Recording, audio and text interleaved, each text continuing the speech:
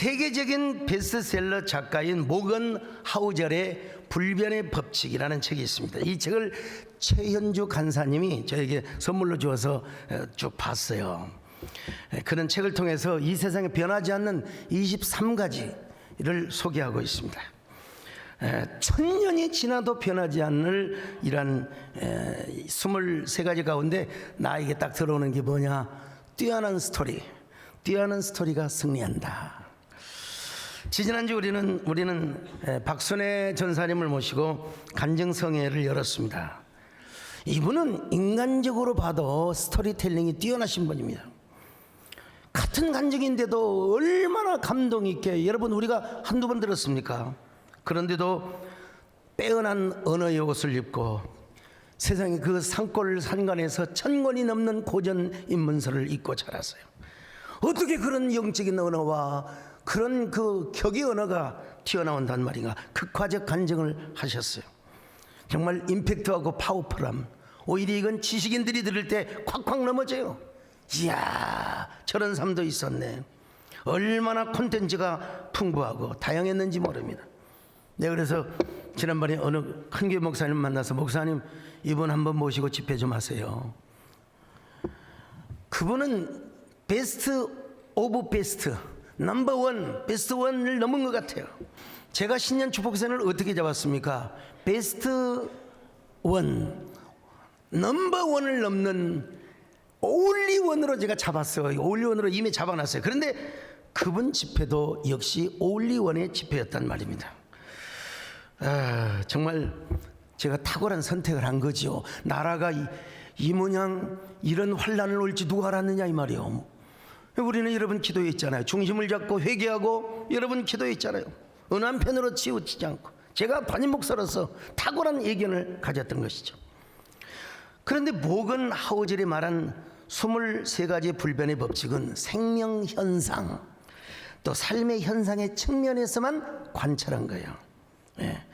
아르케, 아드폰테스 뭐 이런 걸 생각하지 못하고 그냥 생명현상이나 삶의 현상의 측면에서만 보면 모건 하우젤의 법칙은 오래도록 아마 1000년이 지나도 변하지 않을 겁니다.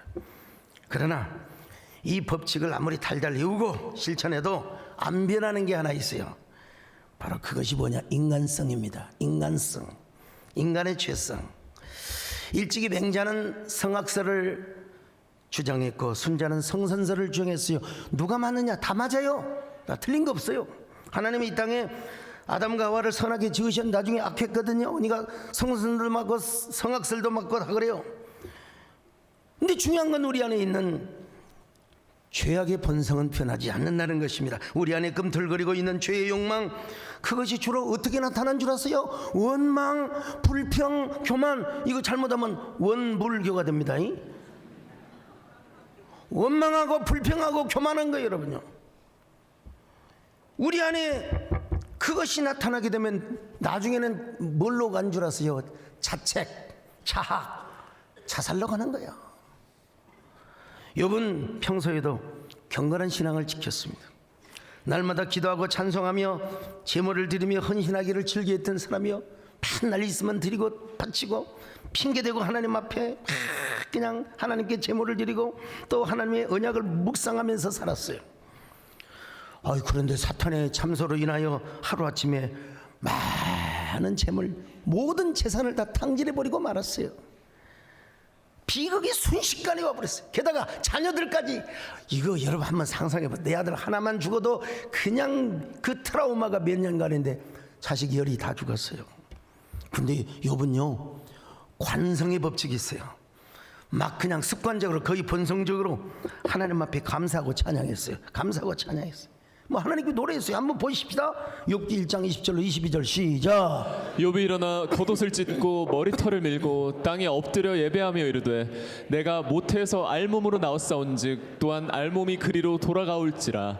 주신 이도 여호와시요 거두신 이도 여호와시오니 여호와의 이름이 찬송을 받으실지니이다 하고, 이 모든 일에 욥이 범죄하지 아니하고 하나님을 향하여 원망하지 아니하고. 세상의 고난 앞에 하나님 앞에 원망하지 않고 교만하지 않고 불평하지 않다니. 그렇게 하나님 감사합니다 아멘입니다 하는데 이걸 못 보는 거예요. 사탄이가, 마귀가 또 참소하는 거예요. 참소하는 거예요. 하나님이 욥에게 지금 건강을 주셔서 그러지. 욥을 한번 쳐보세요. 욥을 온몸에 쳐버리면 그는 패도자가 될 겁니다. 배신자가 될 겁니다. 우리 하나님이요, 자신감을 가져요. 그래, 한번 해봐라. 대신 생명 건들지 마. 생명 건들지 마. 그래, 사탄이 감히 욥의 생명을 건들지는 못했지만은 온몸에 온갖 종양, 악성 피부 종양, 대상포진보다도 더한 종양, 머리에서 발끝까지 온몸에 종양이 일어났다고 했어요. 그래, 깨진 질그릇 조각으로 너무나 가려워서 고통이 심해서 막 그냥 깨진 질그릇 조각으로 몸을 긁고 있었습니다. 그러자 수십 년을 함께 살았던 욥의 아내가 뭐라고 말합니까?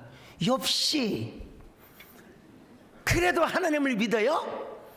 당신이 믿는 하나님이 지금 당신에게 어떤 재앙을 내렸는데 그래도 하나님을 찬양해요? 미쳤어라이. 차라리 하나님을 욕하고 죽어보시오. 남녀 양원이 어찌했을까라. 여러분, 아내가 떠나버렸어요. 그냥 가을을 남기고 겨울을 남기고 떠나버렸어요. 근데도 여러분, 그럼에도 불구하고 욥은 하나님께 기도하고 감사하고 찬양했습니다. 비극이 한순식간에 왔어요. 순식간에 왔어요. 나 아무리 기도해도 응답이 없습니다. 하나님의 음성이 들려오지 않습니다. 하나님이 진짜 욥의 기도를 안 들으셨을까요? 하나님이 그와 함께하지 않으셨을까요? 여러분, 하나님은 여전히 욥의 귀에다가 이렇게 속삭이고 계셨던 거예요. 욥아, 너는 더 큰 복을 받기 위해서 이런 고난을 당하고 있단다. 너는 네가 사탄을 무력하게 만들어가지고 모든 사람들로 하여금 네가 진짜 하나님의 사람으로 보이며 나 여호와에게는 영광을 돌려드리도록 하기 위하여 너는 지금 고난의 영전을 하고 있단다. 너는 지금 사탄과 거룩한 영전을 하고 있단다. 욥아, 힘내라. 나 여호와야말로 올리원으로 존재하시고, 올리원 유일신 아닙니까 우리 하나님? 신명기 6장 4절에 유일하신 하나님, 온 땅에 한 분이신 참 여호와 하나님이, 그분이 올리원이요. 예. 그 올리원으로 존재하신 우리 하나님, 네가 당하는 고난이 변하여 엄청난 축복, 너만 누리는 올리원의 축복으로 바꿔주시는 분이라는 사실을 보여주기 위하여 너는 지금 사탄이와 전쟁을 하고 있단다. 예. 그러나 불행하게도 욥은 이 하나님의 음성을 빨리 인식하지 못했던 것 같아요. 관성적으로 찬양하고 습관적으로 찬양을 했는데 왜 그랬을까요? 비극이 너무나 한꺼번에 와버렸어요. 오늘 진짜 감당할 수 없을 정도로 비극이 왔어요. 참혹한 고통이 쓰나미처럼 순식간에 온 거예요. 그러니까 막 그 비극 앞에서 욥이 나름대로 막 그 칼바람 앞에서 칼춤을 췄어요. 막 칼의 노래를 불렀어요. 자, 이런 건 어디서도 나오느냐? 자, 김원 작가의 칼의 노래라고 하는 제목에서 내가 다 이름 따온 거예요, 여러분. 칼춤을 추었어요. 이렇게 감사와 찬양을 부르고 기도의 칼춤을 추었지만 정작 욥에게 고요한 하나님의 음성이 인식되지 않았던 거예요. 여러분, 하나님의 음성을 인식하지 못했다 하더라도 고난 가운데 임재하신 하나님의 운행하심은 느껴야죠. 하나님의 사랑이 욥의 심장에 불꽃처럼 타오르고 머리에서 발끝까지 하나님의 감동이 전류처럼 흐르는 듯한 영적인 전율을 느껴야 되지 않겠습니까? 주 여기 운행하시네, 이걸 느껴야지요. 주 여기 운행하시네, 나 경배해 주 여기 역사하시네, 나 근데 욥은 이걸 느끼지 못했어요. 왜 그랬을까? 제가 성경을 묵상하면서 두 가지 감동을 받았어요. 첫째는 뭐냐? 고통이 너무 컸어요. 고통이 너무 크다 보니까 감당할 수가 없는 거예요. 몸과 마음을 감당할 수, 막상 찬양은 하고 하나님께 감사는 하지만 이건 하나님의 음성이 들릴 정도로 너무나 들리지 않을 정도로 너무나 고통이 컸어요. 욥이는 하나님 앞에 기도하고 감사하면 무조건 기적이 일어날 줄 알았죠. 하나님께서 자신의 몸도 바로 고쳐줄 줄 알았죠. 여러분, 욥은 동방의 가장 큰 부자였습니다. 베스트 원으로 살았어요. 넘버 원으로 살았어요. 최대의 부자예요. 여러분, 지난번에 그 살바토르 문디가 모나리자가 예수의 초상화를 그렸거든. 이게 우리나라 돈으로 6천억짜리 6천억. 이야, 참. 살바토르 문디를 가지고 있는 그 빈센트인가요? 그 왕세자보다 욥은 더 부자예요. 그럼에도 불구하고 이번에는 순식간에 기적이 일어나지 않았어요. 자연적인 은총이나 특별한 기적도 나타나지 않았어요.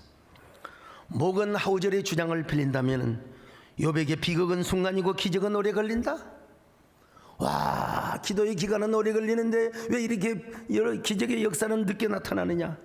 그러나 여러분, 아무리 기적을 기다리는 시간이 오래 걸린다 할지라도 하나님은 욥에게 갑절 영광, 갑절 축복, 올려원의 축복의 마스터 플랜을 하나님이 다 짜놓고 있었어요. 하나님의 침묵 속에 하나님이 침묵하시는 것처럼 보이지만, 자기는 하나님이 침묵하시는 것처럼 보이지만, 하나님은 몇 갑절에 아니 올리원의 축복을 예비해 놓았다, 이 말이. 오늘 우리가 이 사실을 믿어야 됩니다. 믿어야 돼요, 여러분요.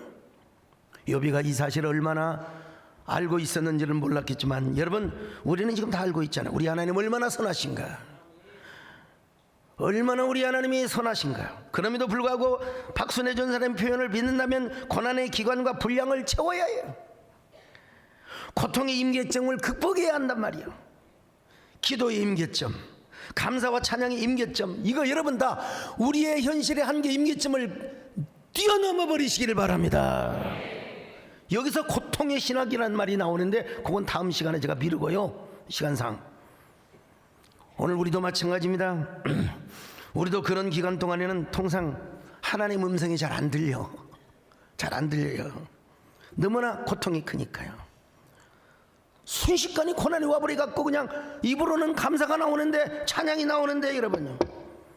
아유, 우리 정권사님 이제 내년이면 88세요. 근데 88세를 앞두고 대상포진이 머리로 오셔가지고, 와, 난 처음에는요 대상포진이 왔다고 권사님한테 그랬어요. 아니, 기도하신 분이 왜 대상포진이 옵니까? 내가 교만했던 거죠.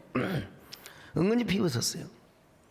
아이, 그러고도 기도해드리고 왔지요, 제가. 그런데 제가 대상포진을 조롱했던 저는요, 세상의 전기장판에다가 저온 화상을 입었어요. 저온 화상을 입었어요. 발을 포개고 잤는데 전기장판. 여러분, 닥터에 의하면은 주변에 있는 사람들이 이건 화상이 아니라고, 괜히 염증을 한 거라고. 아이고, 여러분, 저 가까운 필스토리에 가서 보여준 이건 100% 화상입니다. 100% 화상. 예. 그래도 여러분, 박순애 전사님 무릎 꿇고 기도해요. 네, 무릎 꿇고 기도했어요. 저런 상황에서 저 무릎 꿇은 겁니다. 지금 무릎 꿇은 거요. 포개고 꿇은 겁니다, 여러분. 그리고 내가 정원사님한테 아이고 죄송합니다, 얼마나 아프셨어요, 힘드셨어요. 그리고 고난의 밤을 며칠 새벽 2시 반 3시에 깨가지고, 여러분, 신년 축복성의 말씀이 쫙 하나가 풀리니까 다 풀려버려 그냥 다 풀려버려. 이야, 이 올리원의 축복이 이렇게 오는구나. 여러분, 이번 올리원의 신년성에 기대하세요. 백신 맞아보라, 여러분.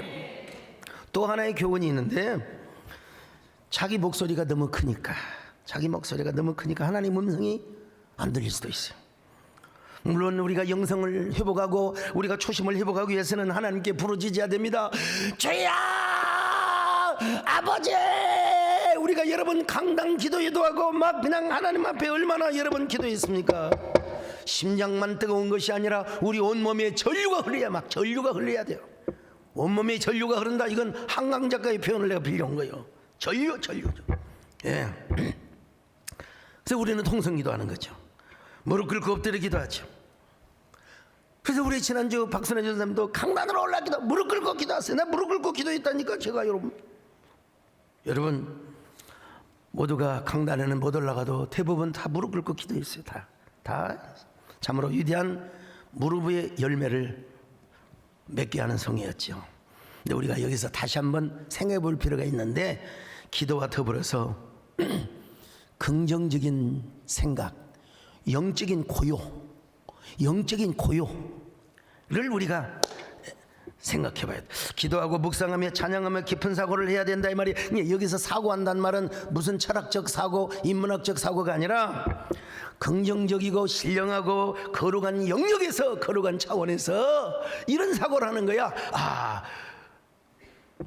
우리 하나님이 나와 함께 하시는데, 우리 하나님은 좋으신 하나님이신데. 지난번에 김우신 박사님이 오셔서 이런 얘기를 했잖아요. 대체적으로 당시에 평균 연령이 33세, 34세였을 때 중국의 그 위대한 사상가들 공자, 맹자, 노자, 장자 80을 다 넘겼대요. 여러분, 이런 사고를 해도 이렇게 오래 살거늘 하물며 우리겠습니까? 우리도 기도하면서 긍정적인 생각을 하고 경건한 묵상을 해야 되지 않겠습니까? 제가 자주 말씀드리지만 영어의 땡스, 감사는 어디서 나왔느냐? 띵스에 나왔어요. 생각하다는 말이 나왔어요. 여기서 띵스는 뭐냐? 긍정, 경건, 아니 거룩의 영역에서 하나님 앞에 감사의 생각을 하는 거예요. 우리 하나님 좋은 분이셔. 할렐루야. 우리 하나님 좋으신 분이기 때문에 내가 당하는 고난에도 의미가 있고 가치가 있다 이 말이야. 하나님은 오히려 이 고통을 반드시 반전되게 해주실 거야. 이 고난의 임계점만 넘으면 더 눈부시고 화려하고 장엄하고 위대한 올리원의 축복을 설계하실 거야. 여러분, 이런 생각을 하면 뭐가 떠올라요? 땡스가 떠올라요. 땡스라는 저 도끼가 물에 빠져버렸어. 그러면 하나님은 영적인 부력에 의해서 여러분 잃어버린 도끼가 떠올라. 여러분 감사의 쇠도끼, 은혜의 쇠도끼, 기적의 쇠도끼, 순종의 쇠도끼 다. 그러면 여러분 우리가 당하는 고난도 슬픔도 편집이 될 수 있어. 아름답게 편집이 되어가지고 여러분 합력하여, 그 말이 뭐요? 선을 이루는 거예요. 합력하여 선을 이루는 거예요. 저도 어떻게 박순애 전사님을 닮아서 가끔 반말이 나오려고 그래요 지금.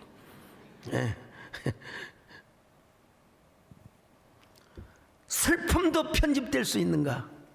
고난도 편집될 수 있는가? 아멘이죠. 합력하여 선을 이루는데요. 근데 욥이 미안하지만 인간인지라 이런 부분이 좀 부족했던 것 같아요. 나름대로 자기의식, 나름대로 어떤 자기의가 있던 것 같아요.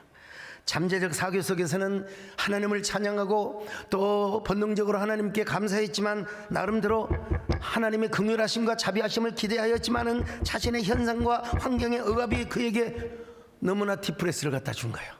억압을 해주는 거예요. 그렇기 때문에 그는 지금 근원적인 아르케적 질문을 하지 못하고 있어요.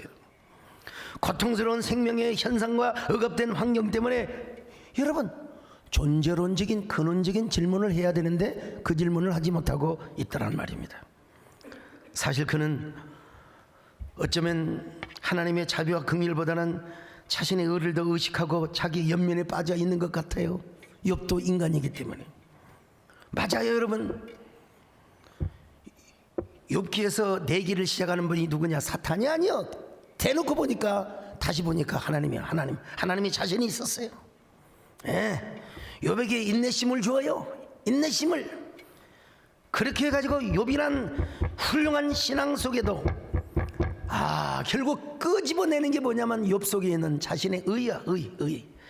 이걸 들춰보내가지고 이걸 들춰보내가지고 하나님 앞에 더 겸손하고 하나님을 더 잘 섬기는, 하나님 이제 올리원의 삶을 살도록 사탄에게 자랑하려고 하나님이 그런 고통을 주신 거예요 여러분요. 하나님의 영광을 위해서.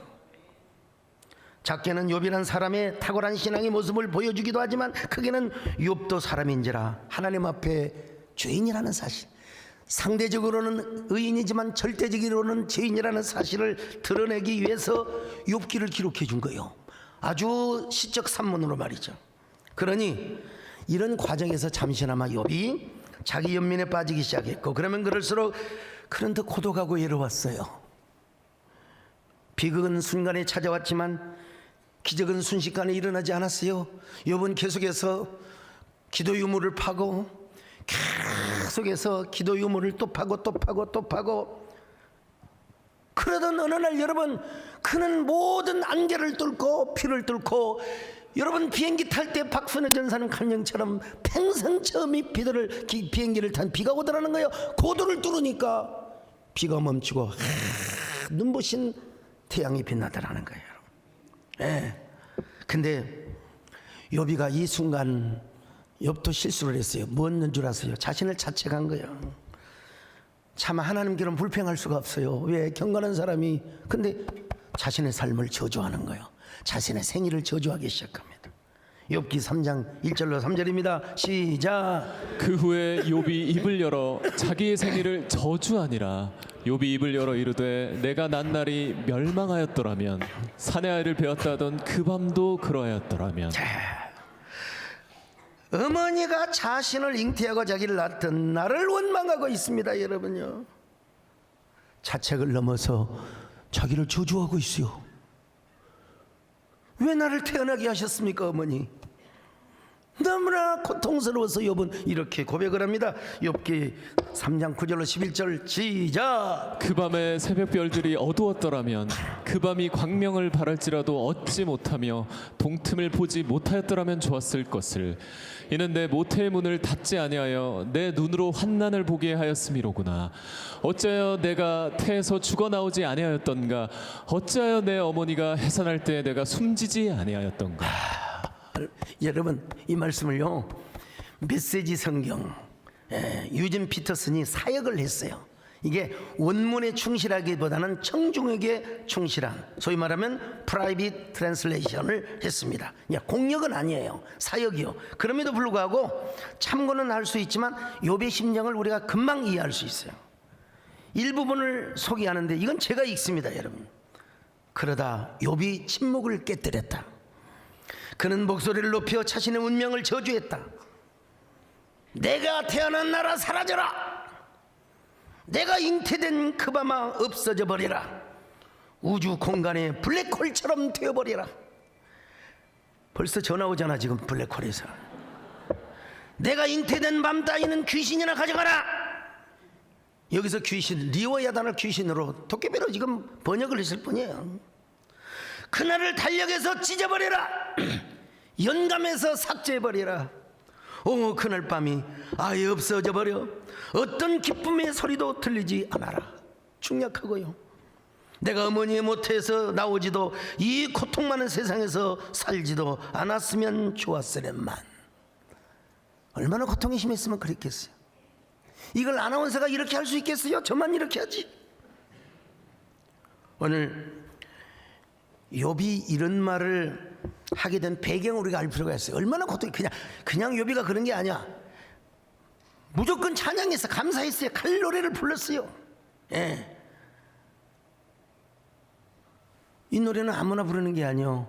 우리나라에, 원래 이태리의 곡인데 우리나라의 그 시각 장애자이시죠, 이영복 님이 불렀던 노래가 있어요. 어머니 왜 낳으셨나요? 어머니 바람이 힘몰던 어느 날 밤, 그느 날 밤이 떨어진 꽃잎처럼 나는 태어났다네. 내 눈에 보이던 아름다운 세상 잊을 수 없어. 가엾은 어머니 왜 나를 낳으셨나요? 이거 다 잊혀져간 노래인데 이거 발굴해가지고 지금 이렇게 부르는 사람 대한민국인 저밖에 없습니다, 여러분. 남진양로는 이 정도면 잘하잖아요. 이 정도면. 인터넷 기사 보니까요, 너무 고통스러운 아들이 어머니에게 물어봐요. 어머니 왜 저를 낳으셨어요? 어머니 왜 나를 낳으셨나요? 그러자 어머니들의 반응이 다 달랐어요. 신앙심이 깊은 어머니는 다 그게 하나님의 섭리란다, 하나님의 뜻이란다. 근데 이순신을 닮은 그 아들의 어머니는 아들아, 내가 너를 낳았다는 소식을 아무도 말하지 마라. 내가 너를 낳았다는 사실을 아무에게도 말하지 말아라. 한석봉의 어머니는 뭐라고 대답한 줄 아십니까? 가서 글 공부 10년 하고 오면 가르쳐 줄게. 맹자를 닮은 어머니는 뭐라고 한 줄 아세요? 그 말하는 것 보니까 짐 싸자, 이사 가자. 맹모 삼천직이라고. 보통 어머니는 뭐라고 한 줄 아세요? 네 아버지한테 물어보라오나? 네 아버지가 잘할 거야. 여러분, 욥이 얼마나 고통스러웠는가 이걸 우리 알아야 돼, 여러분. 예. 근데 욥이 고통을 당했다는 소식을 듣고 저 엘리바스와 빌닷과 소발이 찾아왔어요. 7일 동안 위로를 해줍니다. 아이고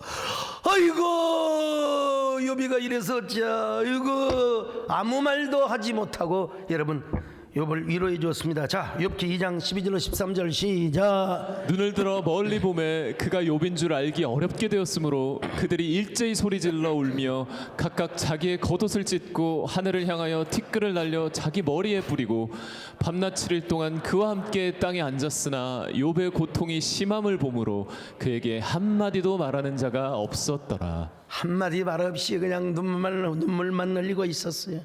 그러다 보니 욥 자신이 보기에도 너무 초라하잖아요.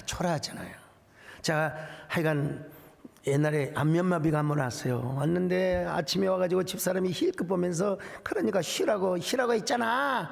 이게 위로가 되겠어요? 또 정원사님이 와가지고 그러니까 좀 쉬서 이게 위로가 되겠어요? 지금 욥이는 그들이 와서 위로를 해주는 게 위로가 아니라 어떤 의미에서 상처가 된 거예요. 자기 꼴을 몹쓸 보여주는 거예요. 그러니까 정말로 중환자실에서 면회 안 되잖아요. 면회 안 시켜버리잖아요. 그러니까 욥이 자책하는 마음을 가졌어요.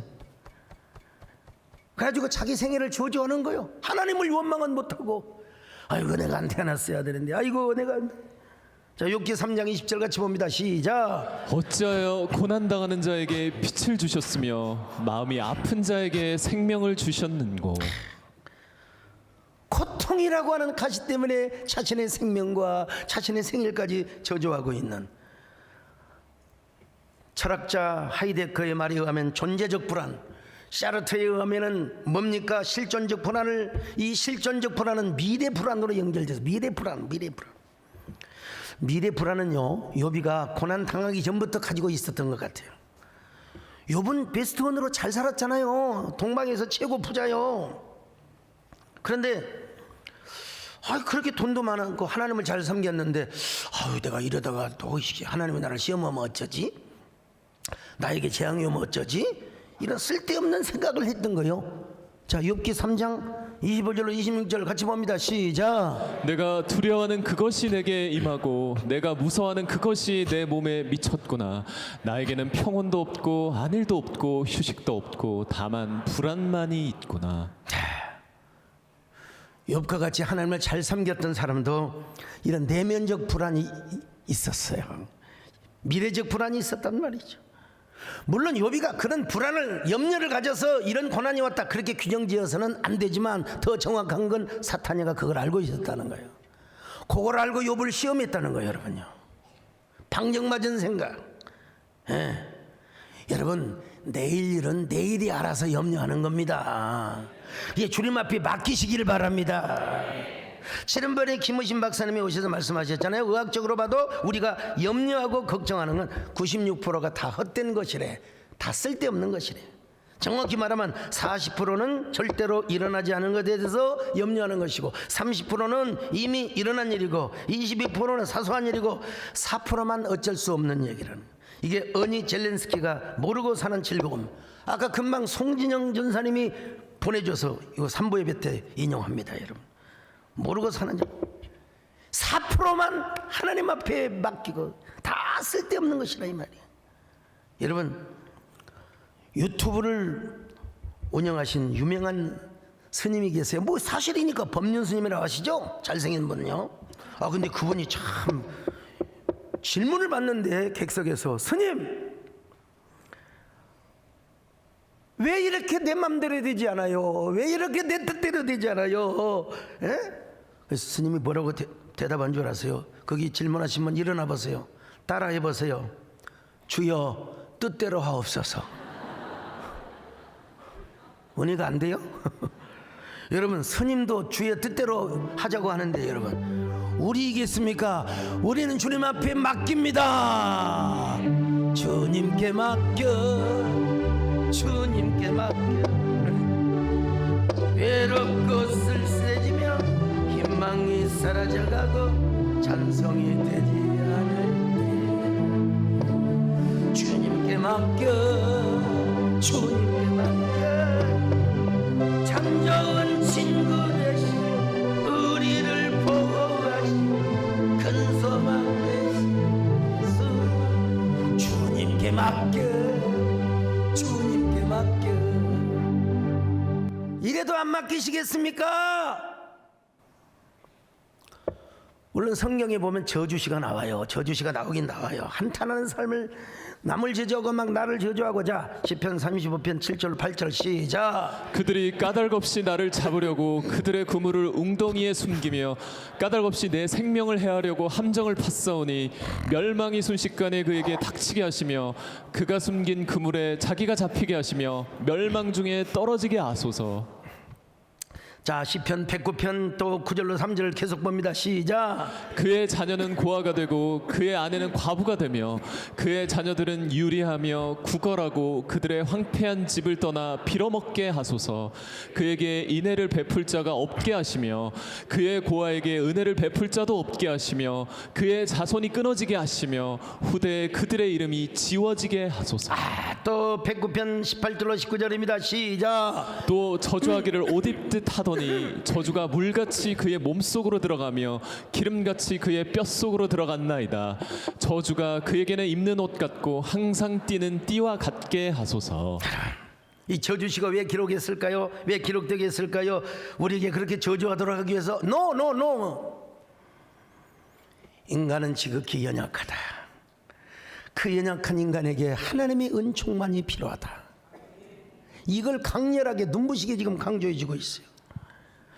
욥의 자책과 저주도 그런 맥락에서 봐야 됩니다. 욥처럼 그렇게 우리 인생을 자책하고 저주하는 말이 아니요, 하나님의 은혜만 필요. 나는 주님 없이 살 수가 없다 이 말이에요. 여러분, 우리가 어떤 고난과 고통을 당해도 여러분 자기 일을 지나치게 정죄하거나 자책해서는 안 됩니다. 여러분, 물론 내 안에서 나를 유혹하는 사탄이 옛사람 요 옛자 요 옛사람의 소유, 요건 그냥 십자가의 망치로 박아버려야죠.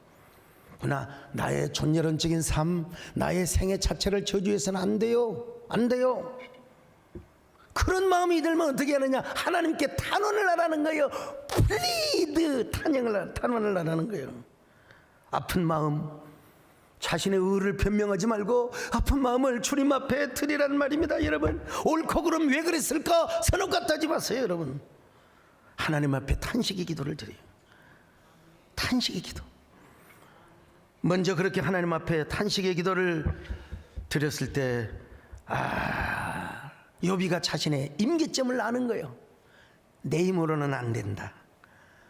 이제는 하나님밖에 없구나. 하나님밖에 없구나. 참 하나님밖에 없구나. 우리 정권사님은 자기 몸이 센 줄 알아요. 한 50대 가락동 개척이 전이었으니까요. 한 초중반 정도 되셨나. 예, 당시 동양의원이라고 광주에 있었는데, 아니 정권사님이 그렇게 능력이 많으시고 막 은사집회 다니시고 그런 분이 아파요 몸이. 그래 내가 무조건 집사람과 함께 병원에 모시고 갔죠. 제가 봤을 때는 지금 난 그때는 몰라요. 나는 뭐 갑상선 임파선 전혀 몰랐어. 내가 아는 건 오로지 호남선하고 경부선밖에 몰랐어. 예. 그 갱년기 이런 거 몰랐어. 나 진짜 사춘기만 알았지. 내가 볼 때 정원사님 그랬던 것 같아요. 병원에 모시고 가니까 뭐라고 한 줄 알았어요. 원장님한테 나는요 예수 믿고 20년 동안 한 번도 안 아팠어라. 난 병원에 한 번도 안 왔어라. 옆에서 내가 듣기가 너무 민망하잖아요. 원장님 앞에 민망하잖아요. 본인으로서는 그것이 자랑이고 간증이겠죠. 고백이겠죠. 근데 닥터에게는 excuse me가 되는 거예요. 그 원장님 앞에서 육체적인 의로 그럼 왜 와요? 나 같으면 그럼 왜 오세요? 가세요 그러지. 근데 다행히 그 원장님이 우리 이재훈 목사님처럼 친절하고 명의 중에 명의여가지고 그러시네요. 대단하시네요. 그래도 몸은 돌봄에 사셔야지요. 링거 몇 대 맞고 나오셨어요. 지금까지 멀쩡히 살아계세요. 참 욥도 한순간이었지만 자기 연면, 자기 어려움에 빠져 있었던 것 같아요. 다시 말하면 고난이 너무나 길고 슬프고 깊으니까 임계점에 달했어요. 더구나 어떤 의미에서 여러분요, 친구들이 왔기 때문에 자신의 한계를 깨달은 거예요. 물론 친구들의 잘못된 지적이 잘못됐어요. 나중에 다 기대해보세요. 욥기를 어떻게 잘하는 거지. 내가 한 건 아니지만 하나님이 잘 풀어줄 거예요. 그래서 욥이 먼저 말을 꺼내요. 참다 참지를 못해갖고 자기를 저주하고 생애를 저주하고 죽고 싶었어요. 하나님 나 데려가세요. 자, 20절로 22절 같이 봅니다. 시작. 어찌하여 고난당하는 자에게 빛을 주셨으며 마음이 아픈 자에게 생명을 주셨는고 이러한 자는 죽기를 바라도 오지 아니하니 땅을 파고 숨긴 보배를 찾음보다 죽음을 구하는 것을 더하다가 무덤을 찾아 얻으면 심히 기뻐하고 즐거워하나니. 여러분, 친구들이 안 왔으면 이런 고백도 안 해. 이런 한계점도 몰라요. 그녀가 결국 합력하여 선을 이루시는 거예요. 에레미야 보세요. 에레미야도요 이런 고백을 했거든요. 너무나 슬프니까. 자, 에레미야 15장 10절 시작. 내게 재앙이로다 나의 어머니여, 어머니께서 나를 온 세계에 다투는 자와 싸우는 자를 만날 자로 낳으셨도다. 내가 꾸어 주지도 아니하였고 사람이 내게 꾸이지도 아니할 것만은 다 나를 저주하는도다. 그 다음에 에레미야 20장 14절 15절 참 읽기 불편하지만 읽습니다. 시작. 내 생일이 저주를 받았다면 나의 어머니가 나를 낳던 날이 복이 없었다면 나의 아버지에게 소식을 전하여 이르기를 당신이 등남하였다 하여 아버지를 즐겁게 하던 자가 저주를 받았다면 그 사람은 여호와께서 무너뜨리시고 후회하지 아니하신 성읍같이 되었다. 자, 여러분 지금 이거 뭐냐. 우리에게 여러분 독자가 에레미야 당시의 독자도 있지만 제2의 청중 제2의 독자는 우리예요. 이게 무슨 말이냐. 인간에게는 한계가 있다는 거예요.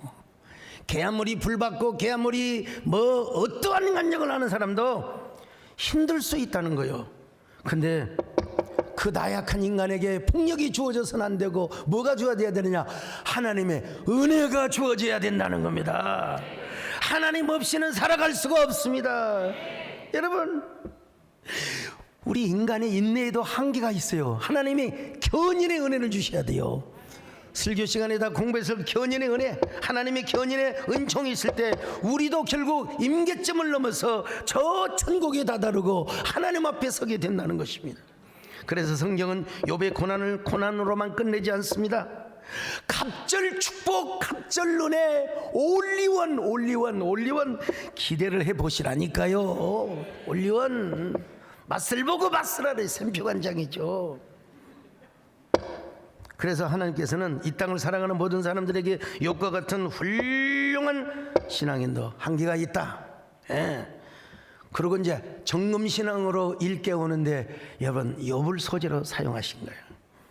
사탄에게 보란듯이 욥을 자랑하신 것도, 야 욥이 봐라, 몸을 쳐도 자신의 의를 오히려 내놓고 죄인이라고 고백하며, 그리고 욥이가 올리원의 축복으로 올리원의 존재로 살아가지 않느냐. 사탄이 알았지?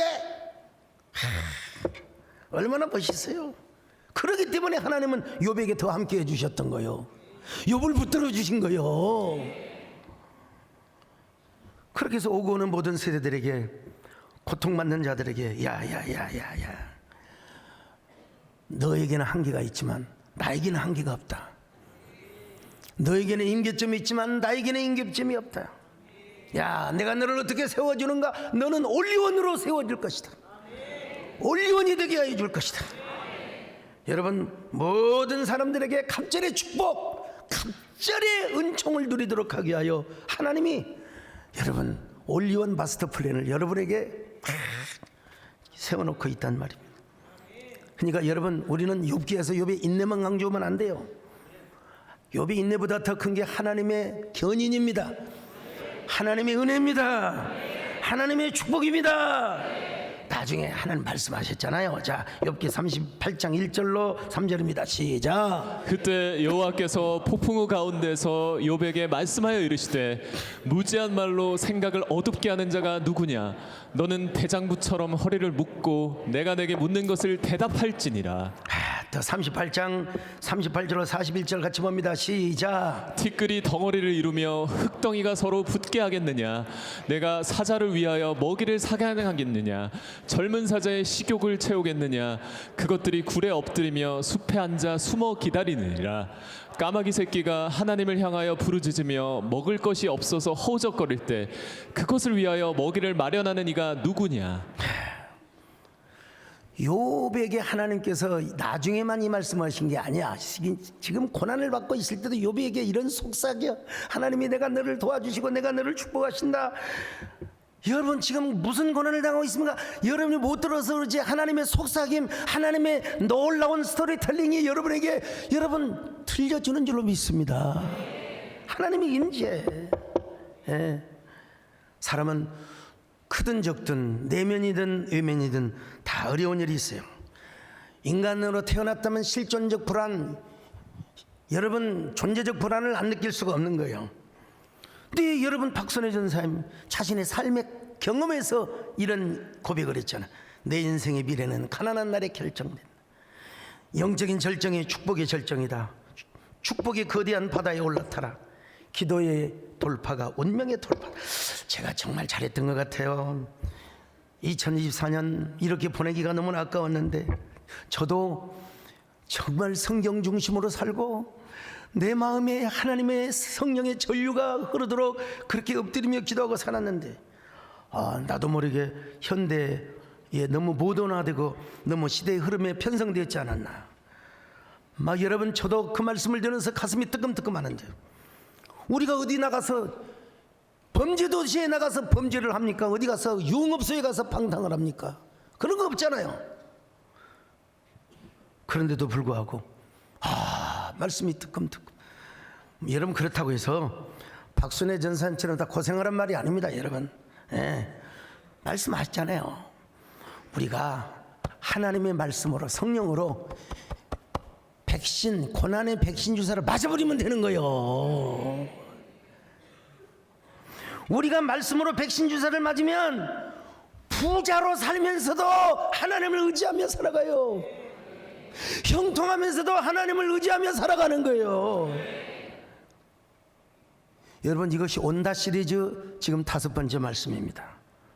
여러분, 우리가 왜 태어났습니까? 하나님 왜 나를 태어나게 하셨나요?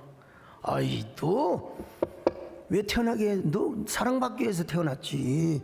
나에게 영광을 돌리게 하기 위해서 태어났지. 너 올리원의 삶을 살도록 내가 태어나게 했던 거야. 이렇게 답을 해주는 거예요. 당신은 사랑받기 위해 태어난 사람, 지금도 그 사랑 받고 있지요. 당신은 사랑받기 위해 태어난 사람, 지금도 그 사랑 받고 있지요. 여러분, 앞으로 온다. 겨울이 와도 봄이 오듯이 온다. 온다의 축복을 생각하시면서, 우리가 성탄절도 온다. 또 신년 송구영신 예배도 온다. 여러분, 이 고난의 밤에 우리 또 성심약국에서 화상연구까지 주셔가지고 이렇게, 여러분, 제가 지금요 한 발 들고 설교하고 있습니다. 1부 2부 때는 의자에 앉아 설교했지만 지금은 한 발 짚고 여러분 설교하고 있습니다. 근데 그 고통을 통과해서 기가 막힌 올리원의 성회를 제가 다 지금 만들고 있습니다. 여러분, 하나가 뚫리니까 다 뚫려버리는 거예요. 그냥 얼마나 감사한지 알 수 없어요. 주님, 부정한 종이 이렇게 발목에 화상을, 저온 화상이 더 아주 무섭대요. 우리 성도들은 백신만 맞게 하여 주옵소서. 백신으로 승리하게 하여 주시옵소서. 아무리 부자가 되어도 주님 없이는 살 수 없게 하여 주시옵소서. 나는 주님 없이는 살 수가 없습니다. 주님이 도와주셔야 합니다. 주님 없이도 잘 사는 것은 오히려 나를 가슴에 손을 얹고, 주님 그렇습니다. 나는 주님 없이는 살 수가 없습니다. 주님이 도와주셔야 됩니다. 주님이 없이 잘 사는 것은 오히려 나를 망하게 하는 것입니다. 주님 나를 도와주시옵소서. 올리원이 되게 하여 주옵소서. 왜 내가 태어났습니까? 하나님께 영광을 누리고 하나님께 사랑받기 위해서 태어난 것 아닙니까? 하나님, 가을이 지나고 겨울이 오고 겨울이 지나면 봄이 오듯이 언제나 우리에게 축복이 오게 하여 주시고 올리원의 은혜가 오게 하여 주옵소서. 예수님의 이름으로 기도드리옵나이다. 아멘.